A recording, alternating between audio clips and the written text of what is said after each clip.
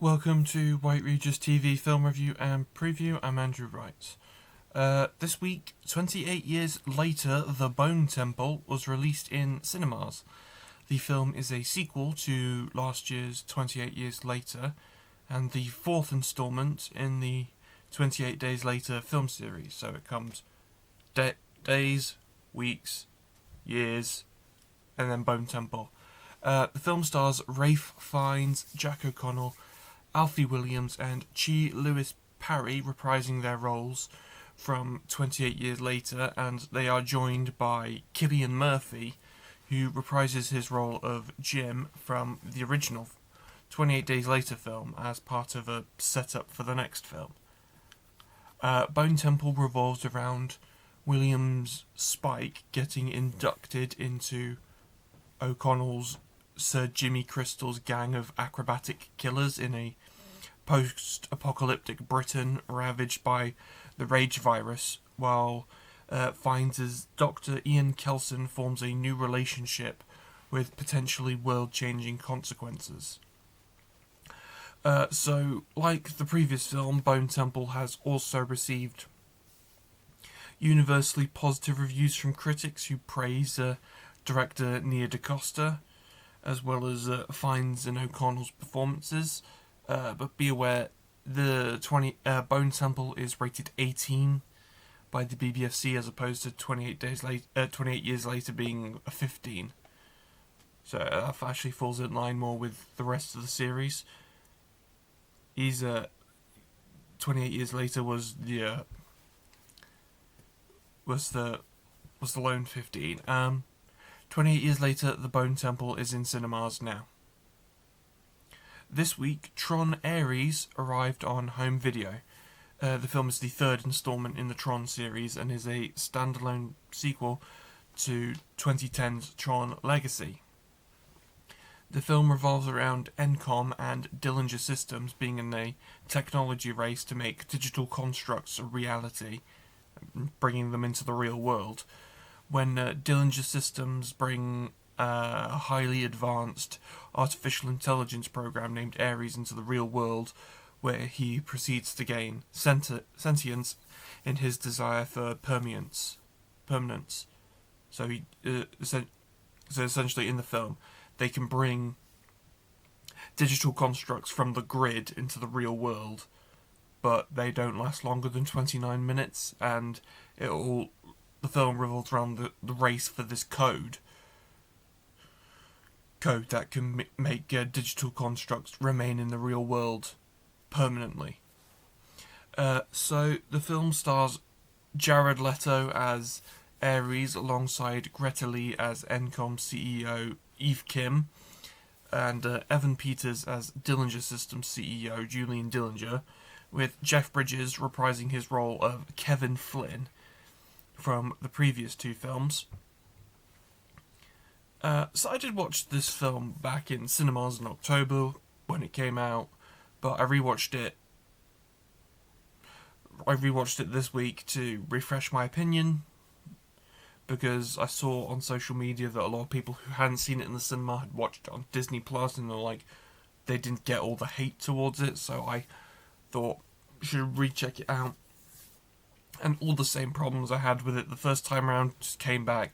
Namely, the headache-inducing soundtrack. I did honestly feel a headache coming on listening to that soundtrack. The poor visual effects. There's Jeff Bridges' scenes.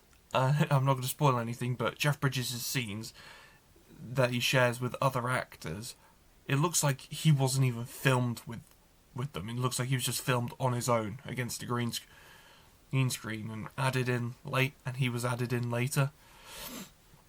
And Jared Leto, who's a wooden he's very wooden acting, and considering he's playing an artificial intelligence program that gains emotions, that's bad. And also his fanboy influence over the script just dragged down the movie. I gave the film 2 stars out of 5. Tron Ares is now available on home video as well as streaming on Disney Plus.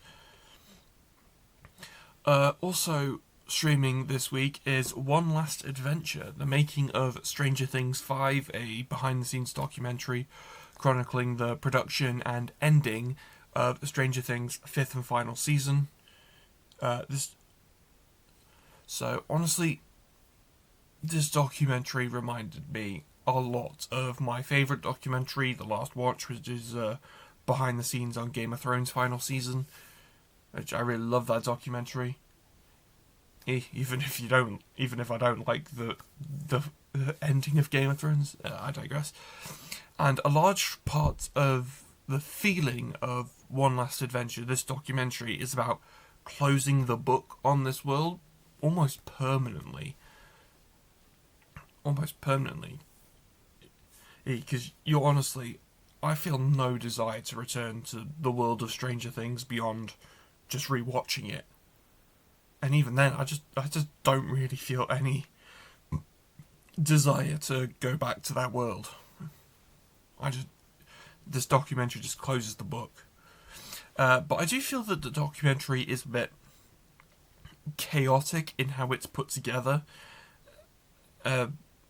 Namely, it seemed to be... It's 2 hours long, so it's, not short. But I feel like it does rush through a bit of the production of the season, considering that the season was filmed over 12 months.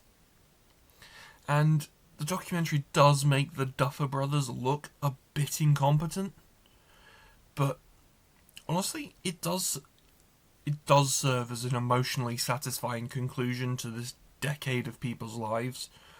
Like, I started watching Stranger Things in 2018, 2019, so it was 7 going on 8 years for me. So that's a long chunk. That's a better part of a decade, and some people have been watching since the beginning. But yeah, it's it's a large chapter of people's lives. So, and the documentary is an emotionally satisfying conclusion, considering I find that the TV show, the conclusion was satisfying for me, and I actually admire it. But the documentary just is emotionally satisfying for people who've followed the show, followed the actors and whatnot, and then this is just bringing it to a close. So I gave the documentary 3.5 stars out of 5. It's streaming now on Netflix.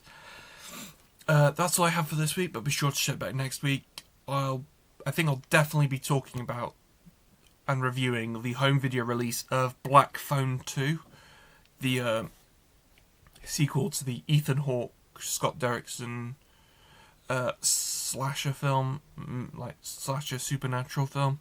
I do want to talk about and review the home video of The Smashing Machine, the Dwayne Johnson A24 Awards talked about film, but there seems to be there might be some stock issues going on at the moment, so I don't have a timeline on if I'll be able to review that for next week. So see you next time.